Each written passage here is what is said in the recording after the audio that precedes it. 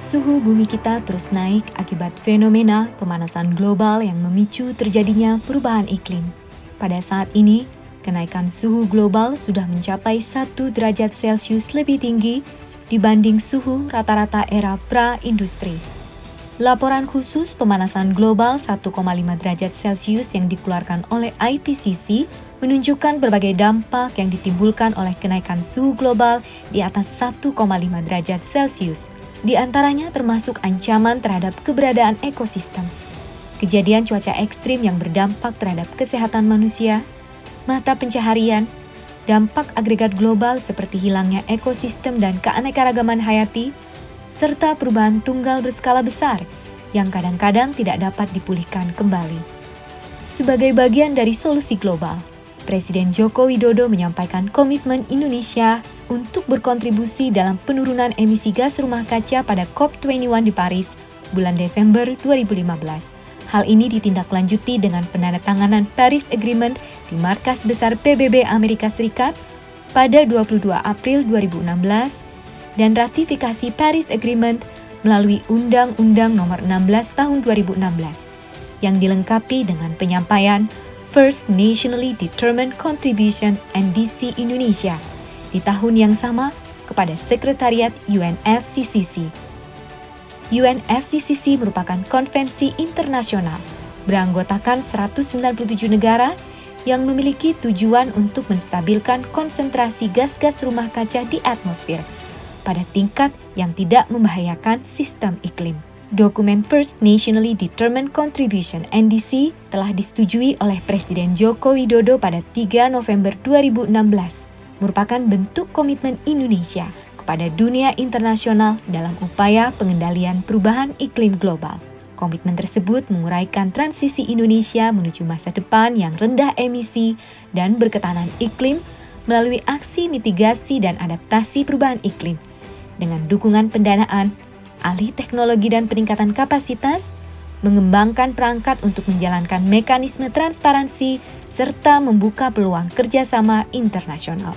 Selanjutnya, langkah dan strategi implementasi NDC ini tertuang dengan lebih rinci dalam strategi implementasi NDC yang telah diterbitkan pada tahun 2017 yang mencakup 9 program implementasi NDC.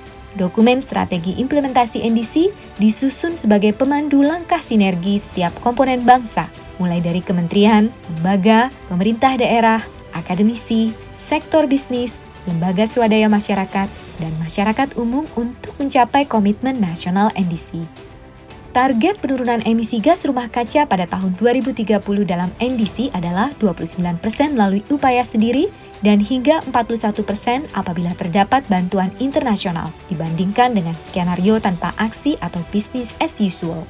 Target tersebut akan dicapai melalui aksi mitigasi perubahan iklim pada 5 sektor, yakni kehutanan, energi, limbah, pertanian, serta proses industri dan penggunaan produk atau IPPU.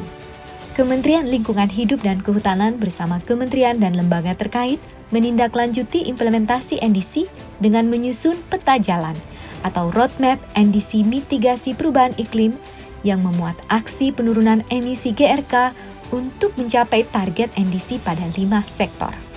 Kementerian Lingkungan Hidup dan Kehutanan KLHK sebagai National Focal Point bersama kementerian dan lembaga terkait menindaklanjuti implementasi NDC dengan menyusun peta jalan atau roadmap implementasi NDC mitigasi perubahan iklim yang memuat aksi penurunan emisi GRK untuk mencapai target NDC pada 5 kategori sektor. Roadmap ini juga mendukung strategi pembangunan jangka panjang yang rendah emisi dan berketahanan iklim.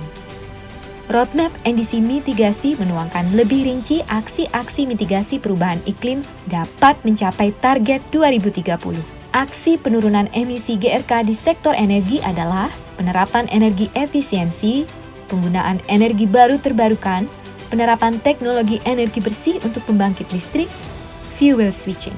Aksi penurunan emisi GRK di sektor kehutanan adalah penurunan deforestasi dan degradasi hutan, pengelolaan hutan lestari, peningkatan cadangan karbon, peningkatan peranan konservasi, pengelolaan lahan gambut. Aksi penurunan emisi GRK di sektor pertanian adalah penggunaan varietas rendah emisi di lahan sawah, penerapan sistem pengairan sawah lebih hemat air, pemanfaatan limbah ternak untuk biogas, perbaikan suplemen pakan. Aksi penurunan emisi GRK di sektor limbah adalah pengolahan limbah padat kota melalui operasionalisasi TPA, pengolahan limbah cair domestik, pengolahan limbah padat industri, pengolahan limbah cair industri. Aksi penurunan emisi GRK di sektor proses industri dan penggunaan produk atau IPPU adalah pengurangan clinker to cement ratio di industri semen, peningkatan efisiensi industri amonia, penambahan aksi mitigasi lainnya. Peta jalan implementasi NDC mitigasi perubahan iklim diharapkan dapat digunakan sebagai pedoman bagi para pemangku kepentingan baik pemerintah maupun non-pemerintah untuk berkontribusi dalam upaya pencapaian target NDC melalui penyediaan informasi tentang perencanaan, tata waktu, dan penetapan target penurunan emisi GRK secara rinci.